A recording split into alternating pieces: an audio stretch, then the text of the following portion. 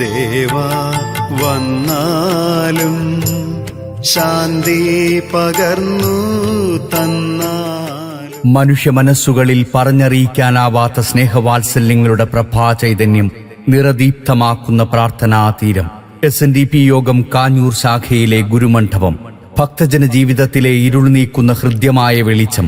ഹൃദയത്തിന്റെ അടിത്തട്ടുകളിൽ പ്രാണന്റെ പ്രാർത്ഥന ഉള്ളിലെ ഓംകാരത്തെ തൊട്ടുണർത്തുന്നു. ഇവിടെ വീശുന്ന കാറ്റുപോലും വീശിയകലാതെ ഗുരുമണ്ഡപത്തെ വലം വച്ച് നിൽക്കുന്നു.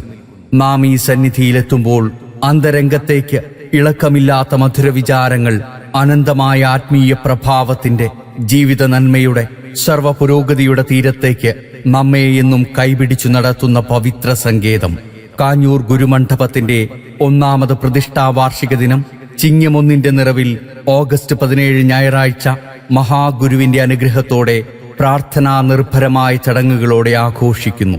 അന്നേ ദിവസം രാവിലെ 9 മണിക്ക് ശ്രീനാരായണ ഗുരുദേവ ജയന്തി ദിന സന്ദേശ വിളംബര ബൈക്ക് റാലിയും നടക്കുന്നു.